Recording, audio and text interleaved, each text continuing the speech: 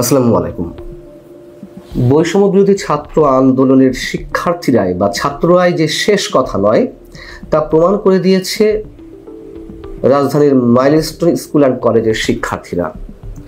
বৈষম্য বিরোধী ছাত্র আন্দোলনের ছাত্র নেতারা বা এনসিপির শীর্ষ নেতৃত্ব তারা যে নিজেদেরকে সর্বা মনে করত এবং তাদের মধ্যে যে একটা অহংবোধ তৈরি হয়েছিল বাংলাদেশে আর কোনো ছাত্র শক্তি নেই তাদেরকে চ্যালেঞ্জ জানানোর মতন, মাইলস্টোন স্কুল অ্যান্ড কলেজের শিক্ষার্থীরা সেই চ্যালেঞ্জটি জানিয়ে দিল এবং প্রমাণ করল এই বৈষম্য বিরোধী ছাত্র আন্দোলনের ছাত্রদের বাইরেও আরও অনেক ছাত্র শক্তি রয়েছে যারা যে কোনো সময় ফুঁসে উঠতে পারে ন্যায্যতার ভিত্তিতে।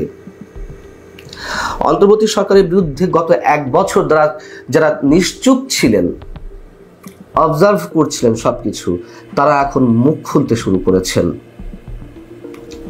নির্বাচন, আইন শৃঙ্খলা পরিস্থিতি, রাষ্ট্রের সংস্কার, মার্কিন শুল্ক নীতির চাপ, অর্থনৈতিক অবস্থার গুমোট পরিস্থিতি, যে মব ভায়োলেন্স বা মব ইনজাস্টিস, অনাকাঙ্ক্ষিত নানান ধরনের ইস্যু, এসব বিষয়ে উপদেষ্টার পদত্যাগের দাবি উঠেছে। এর আগেও অনেক উপদেষ্টা পদত্যাগের দাবি উঠেছিল, কিন্তু কেউ কারোর কথায় কোনো ধরনের তোয়াক্কা করছে না। শিক্ষা সচিবকে সরিয়ে নেওয়া হলো তার পদ থেকে রাত ৩টার সময় এসএসসি পরীক্ষা স্থগিত করার ঘোষণা দেওয়ার মধ্য দিয়ে। তাহলে শিক্ষা উপদেষ্টা কেন সরতে হবে না? এবং বড় অদ্ভুত যুক্তি এই সব উপদেষ্টাদের, আগেকার রাজনৈতিক সরকারের মন্ত্রীরা যে সব যুক্তি দিয়েছেন এরাও তাই, যে পদ আঁকড়ে ধরে রাখতে পদে আসেননি, তবে নিয়োগকর্তা বললেই তিনি চলে যাবেন। আরে নিয়োগকর্তা বললে তো চলে যেতেই হবে, তখন আর কি উপায়? প্রত্যেকেই এমন কথা বলেন এবং যে দাবিটি উঠেছে সেটা তো যৌক্তিক দাবি। শিক্ষা সচিবকে যদি প্রত্যাহার করা হয় তাহলে আপনি থাকবেন কোন নৈতিকতার ভিত্তিতে? আর প্রধান উপদেষ্টা ক্ষণে ক্ষণে নাটক রচনা করেন, কোনো ধরনের সমালোচনা, সরকারের কোনো ধরনের ত্রুটি বিচ্যুতি নিয়ে সমালোচনা তুমুল পর্যায়ে গেলে তিনি বলেন যে আমি আর থাকবো না এই পদে। বারণ করেছে কে? চলে যান, চলে যাওয়ার সময় এসে গেছে। এমন একটা ধারণা সারা দেশের মানুষ গিয়ে তার পায়ের কাছে লুটিয়ে পড়বে, না না আপনাকে যেতে দেওয়া হবে না। নির্লজ্জতার চরম দৃষ্টান্ত স্থাপন করছেন এই কথিত নোবেল বিজয়ী অধ্যাপক ডক্টর মোহাম্মদ ইউনূস সাহেব। প্রকাশ্যে এখন এই কথাগুলো বলতে হবে। আমরা সামাজিক যোগাযোগ মাধ্যম লক্ষ্য করছি গত 2-3 দিন ধরে। সামাজিক যোগাযোগ মাধ্যমে সাধারণ মানুষের মধ্যে মাইলস্টোন স্কুল অ্যান্ড কলেজের যে দুর্ঘটনা সেটি নিয়ে যে নাড়া দিয়েছে মানুষের মনে, হৃদয়ে, তার মধ্যে মিনিমাম কোনো নাড়া দিয়েছে? তাইনি তো। আমি শুধু প্রতিটি ঘন্টা গুনি, 3 দিন হয়ে গেল, 72 ঘন্টা হয়ে গেল। এই ভদ্রলোক এই বিমান দুর্ঘটনার, দেশের ইতিহাসে এত বড় দুর্ঘটনায় যারা আহত হয়েছেন তাদেরকে কোথাও দেখতে গেলেন না, ক্ষতিগ্রস্ত এলাকা পরিদর্শনে গেলেন না। এমন রাজাকে আমরা আর কোথাও আর কখনো পেয়েছি দেশে? নিজেকে তিনি প্রাসাদ বন্দী করে রেখেছেন, চূড়ান্ত এক ভয়ের মধ্যে তিনি বসবাস করছেন। ভয় তার চারিদিক আষ্টে পৃষ্ঠে বেঁধে রেখেছে। কোটা সংস্কার আন্দোলনের চূড়ান্ত মুহূর্তে সাবেক প্রধানমন্ত্রী শেখ হাসিনাও তো 30শে জুলাই, 5 আগস্ট যেই সরকারের পতন হলো, সেই সরকারের প্রধানমন্ত্রী শেখ হাসিনা তার 4 দিন আগে 30শে জুলাই তিনি আহতদের দেখতে গিয়েছিলেন হসপিটালে। তার জীবনটা তো ভয়ঙ্কর ঝুঁকির মধ্যে ছিল। তিনি কি এমন রিস্কের মধ্যে আছেন যে তিনি কাউকে দেখতে গেলেন না আজ পর্যন্ত, এখনো পর্যন্ত? জাতীয় নাগরিক পার্টি এনসিপির অন্যতম শীর্ষ নেতা হাসনাত আব্দুল্লাহ মুখ ফসকে একটা সত্য উচ্চারণ করে ফেলেছেন। তিনি স্বাস্থ্য উপদেষ্টাকে উদ্দেশ্য করে কথা বলতে গিয়ে ডক্টর মোহাম্মদ ইউনূসের প্রতি ইঙ্গিত করে বলেছেন যে উনার একমাত্র যোগ্যতা তিনি গ্রামীণ ব্যাংকে ছিলেন এবং ডক্টর মোহাম্মদ ইউনূসের খুব কাছের মানুষ। এই স্বাস্থ্য উপদেষ্টা লইয়া আমরা কি করিব? দুঃখের বিষয় হচ্ছে উনি নিজে চিকিৎসা করাতে যান সিঙ্গাপুরে। এসব কথা বলে তো থলের বিড়াল বের হয়ে আসবে।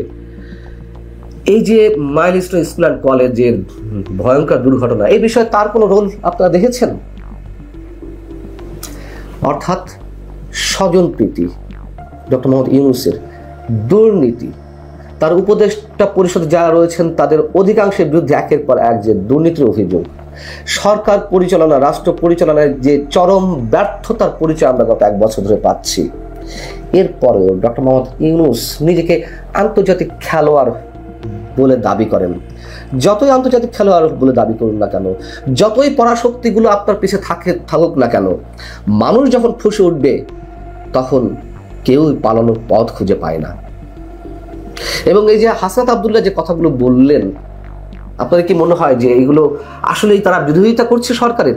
না, এগুলো নাটকের একটি অংশ। তাদের কখনো কখনো নিরপেক্ষতা দেখাতে হয় যে আমরা তো ডক্টর মোহাম্মদ ইউনূসের বিরুদ্ধে কথা বলছি, যখন আবার তার পদত্যাগের প্রসঙ্গ ওঠে এই এনসিপি নেতারা গিয়ে তারা আবার এক ধরনের হুমকি ধামকি দেয়, না পদত্যাগ করা যাবে না, আপনি আসছেন অমুক কাজ করতে, আপনি আসছেন তমুক কাজ করতে, এগুলো শেষ করে যেতে হবে।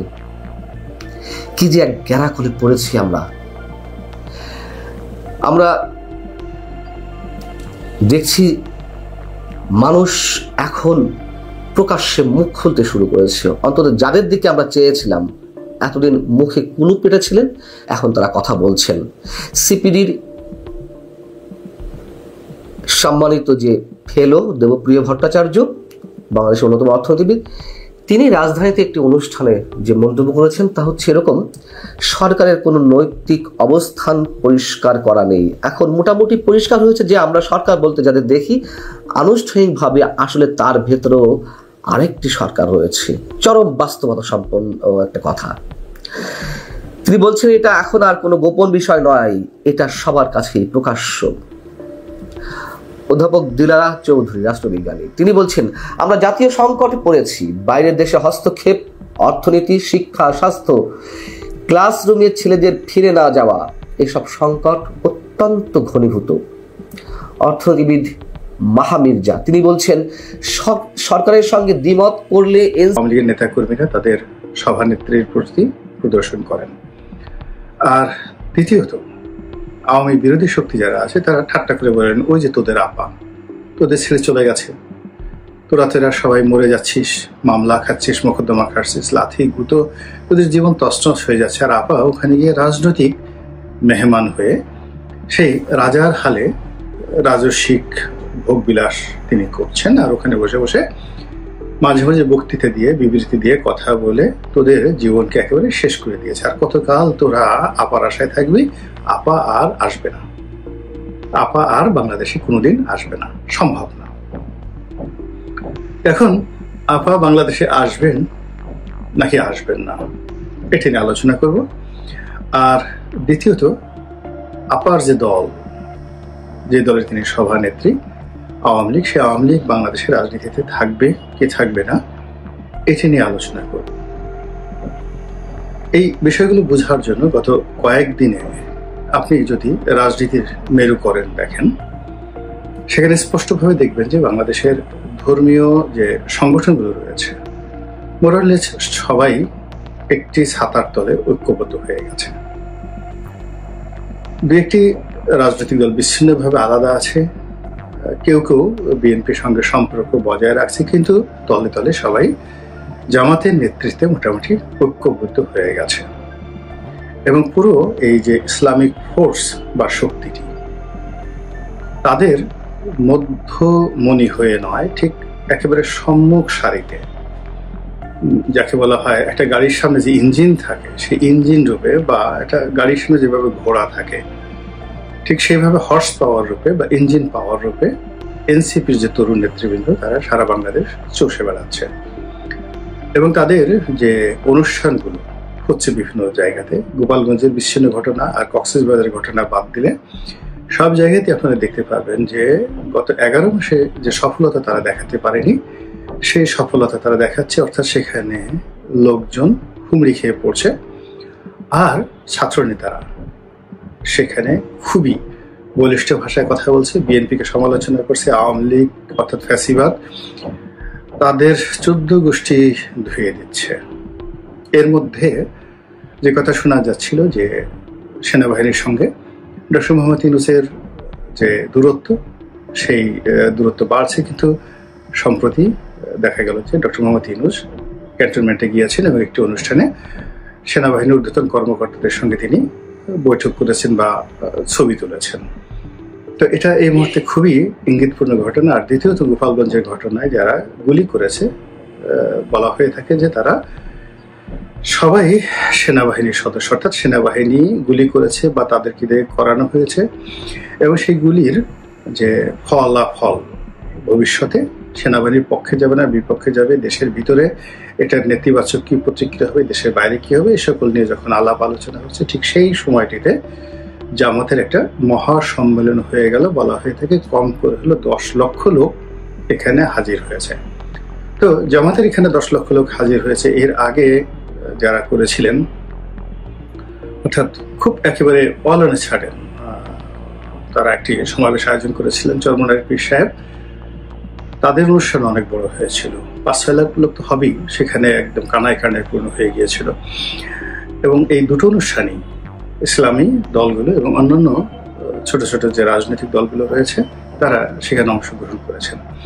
তাহলে আপনি দেখুন যে একদিকে বিএনপি তাদের 30% ভোট সম্পূর্ণ একা হয়ে আছে, আর অন্যদিকে জামাত এবং অন্যান্য যে লোকগুলো তারা সাধারণ মানুষের ভোটকে একত্রিত করে সরকারের উপর একটা চাপ প্রয়োগ করার জন্য নির্বাচনের মাঠে অনেকগুলো প্রশ্ন তারা তৈরি করে ফেলেছেন। 1 নম্বর প্রশ্ন হলো আইন শৃঙ্খলা রক্ষাকারী বাহিনী যতক্ষণ না পর্যন্ত তারা সক্ষমতা অর্জন না করবেন ততক্ষণ পর্যন্ত নির্বাচন হবে না। দ্বিতীয় যে জিনিসটা আছে সেটা হলো পিআর পদ্ধতি, সেই পিআর পদ্ধতির নির্বাচন তারা চাচ্ছে। তৃতীয়ত হলো তারা স্থানীয় সরকার নির্বাচন আগে চাচ্ছে, জাতীয় নির্বাচন পরে যাচ্ছে। এরপর আরো কতগুলো বিষয় রয়েছে, সেই বিষয়গুলো যে সংসদে নারী আসন এবং সংসদে যে দুটো কক্ষ, উচ্চ কক্ষ নিম্ন কক্ষ, এগুলো নিয়ে খুব আলোচনা হচ্ছে। তার সঙ্গে সঙ্গে প্রশাসনিক বিভেদ, মানে বিভাগ এবং প্রদেশ ঘোষণা, এগুলো আলোচনা আছে। হাইকোর্টের বেঞ্চগুলোকে বিভাগীয় শহরগুলোতে স্থাপন করা, এগুলো আলোচনার মধ্যে আছে।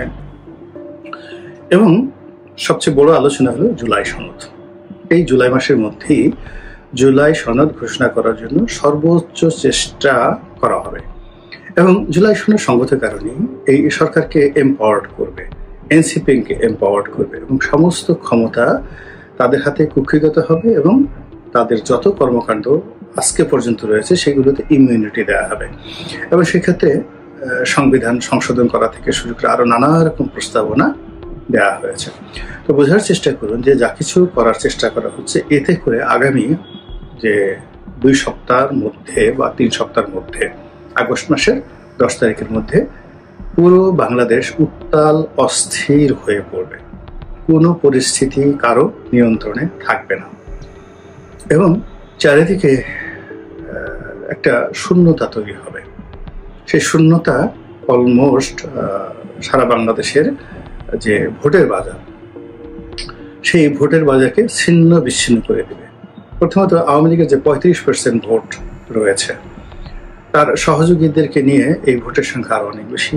বিএনপিরও 30, তারা যখন বিরোধী দলে ছিল, এখন যেহেতু তারা নির্বাচনে জয়ী হওয়ার একটা সম্ভাবনা পৌঁছে গেছে, এই জন্য তাদের ভোট 5% বেড়ে গেছে।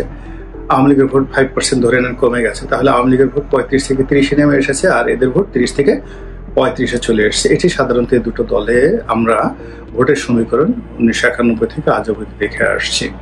তো এর সঙ্গে তাদের সহযোগীদের ভোট এবং অন্যান্য যা কিছু আছে সব ভোটগুলো সব এলোমেলো হয়ে গেছে, মানে বিএনপি এবং আওয়ামী লীগের ভোটগুলো এলোমেলো হয়ে গেছে। আর সেই এলোমেলো ভোটগুলো পুরানোর জন্য ইসলামী দলগুলো চেষ্টা করছে, এবং তাদের সেই চেষ্টাটা আসলে ভোটের জন্য নয়, তাদের সেই চেষ্টাটা ভোট পিছিয়ে দেওয়ার জন্য, তাদের সেই চেষ্টাটা বিএনপিকে ক্ষমতা থেকে যতটা সম্ভব দূরে রাখা, এবং কোনো কারণে যদি নির্বাচন হয়ে যায় সেক্ষেত্রে বিএনপি যেন কোনো অবস্থাতেই প্রধান রাজনৈতিক শক্তি একক সংখ্যাগরিষ্ঠতা নিয়ে সংসদে সেই প্রাচীন পদ্ধতি নিয়ে তারা স্বৈরাচারী শাসন ব্যবস্থাদের মতো প্রতিষ্ঠা করতে না পারে, এইরকম প্রচার এবং প্রপাগান্ডা চালিয়ে সারা বাংলাদেশ তছনছ করে ছেড়ে দিচ্ছে।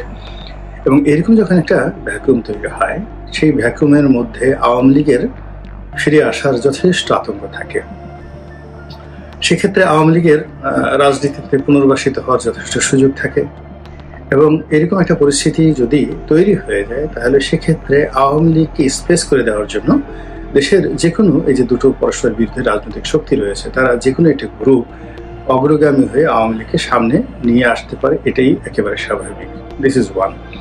সেকেন্ড থিং হলো আপা আসবেন কি আসবেন না। যদি স্বাভাবিক নিয়ম ধরেন আপা আসার কোনো সম্ভাবনা নেই। যদি সুন্দর একটা নির্বাচন হয়, বিএনপি যদি ক্ষমতায় আসে, তারপর অন্যান্য রাজনৈতিক দলগুলো তারা যদি সংসদে কার্যকর থাকে, সেক্ষেত্রে নিয়মতান্ত্রিক পদ্ধতিতে আওয়ামী লীগের সভানেত্রী হিসেবে তার বাংলাদেশের প্রত্যাবর্তন একেবারে অসম্ভব একটা বিষয়। দ্বিতীয়ত, যদি বিএনপি 5 বছর ক্ষমতায় থাকে, তাহলে শেখ হাসিনার বয়স 85 বছর হয়ে যাবে এবং তার যে শারীরিক অবস্থা এবং তার যে মানসিক অবস্থা, সেটি বর্তমানে যিনি বেগম জিয়া আছেন তার সাথে আরো খারাপ অবস্থা হবেন এবং তাকেও হুইল চেয়ারে করে ঘোরাফেরা করা লাগতে পারে। কাজেই তার ফিরে আসার সম্ভাবনা যদি স্বাভাবিক প্রক্রিয়া থাকে তাহলে অসম্ভব একটা বিষয়। কিন্তু যদি অস্বাভাবিক কিছু ঘটে, এবং যেহেতু অস্থির উত্তপ্ত রাজনৈতিক মাঠ, এখানে অস্বাভাবিক সবকিছু ঘটার জন্য সকল পক্ষ প্রস্তুত হয়ে আছে। এখন যারা রাজনৈতিক পক্ষ আওয়ামী লীগ ছাড়া, তারা সবাই পরস্পরের মুখোমুখি হয়ে এতটা রাগান্বিত, এতটা ক্রোধান্বিত এবং এতটা একে অপরের প্রতি বিষোদ্গার করছে যে কোনো দুর্ঘটনা যে কোনো সময় ঘটে যেতে পারে। এবং সেই দুর্ঘটনা, রক্তারক্তি, হানাহানি, মারামারি, কাটাকাটি থেকে শুরু করে আরো অনেক কিছু। এবং এখানে এগুলো বন্ধ করার জন্য যে ইফেক্টিভ রাষ্ট্রশক্তি দরকার, সেনাবাহিনী দরকার, পুলিশ বাহিনী দরকার, এদের যে কার্যকারিতা কতটুকু সেটা আমরা গোপালগঞ্জের মতো একটা ছোট্ট শহরে দেখেছি। যে এই ছোট্ট শহরে আইন শৃঙ্খলা নিয়ন্ত্রণ করতে গিয়ে একেবারে সেনাবাহিনীর সর্বোচ্চ শক্তি প্রয়োগ করার পরেও সেখানে পরিস্থিতি নিয়ন্ত্রণ করা যায় নাই। অর্থাৎ মানুষের ভিতরে ডর ভয় একেবারে চলে গেছে এবং একবারেই যে মানুষের মধ্যে যে ভয়ের ভাবটা চলে গেছে এবং বিচার নিজের হাতে তুলে নেওয়ার যে প্রবণতা দেখা দিয়েছে, এটা মহা সর্বনাশ না ঘটা পর্যন্ত সাধারণত এই জায়গা থেকে ফিরে আসা যায় না। তো এই যে মব সংস্কৃতি, তারপরে একে অপরের চরিত্র হরণ, একে অপরকে ছোট করা, একে অপরকে তুচ্ছ তাচ্ছিল্য করা, একে অপরকে চ্যালেঞ্জ জানানো, এবং এখানে ভেদাভেদ নেই। হাতি এখানে চামচিকাকে তার প্রতিদ্বন্দ্বী মনে করতে পারে, চামচিকা হাতিকে গিয়ে একটা কামড় দিয়ে আসতে পারে। এইরকম একটা পরিস্থিতি পুরো রাজনীতির ময়দানে চলে আসছে। ফলে এই পরিস্থিতিতে সাধারণত যা হয়, বহিঃশত্রু বহির্দেশ এখানে নাক গলায়। অতীতে সবসময় আমরা এটা দেখেছি, আমাদের মহান মুক্তিযুদ্ধেও আমরা এটা দেখেছি যে আমরা যখন নিজেরা এরকম একটা অবস্থার মধ্যে চলে আসি, তখন বহিঃশত্রু বা বহির্দেশ বা বন্ধু দেশ এখানে নাক গলায়। তো সেক্ষেত্রে যদি ভারত, পাকিস্তান নাক গলানোর চেষ্টা করে, চীন নাক গলানোর চেষ্টা করে, আমেরিকা নাক গলানোর চেষ্টা করে, পুরো জমিনটি একটা উত্তপ্ত গলিত লাভার ভূমিতে পরিণত হবে এবং সেখানে কারা টিকে থাকবে, কারা লাভার নিচে পড়বে, কারা কি করবে,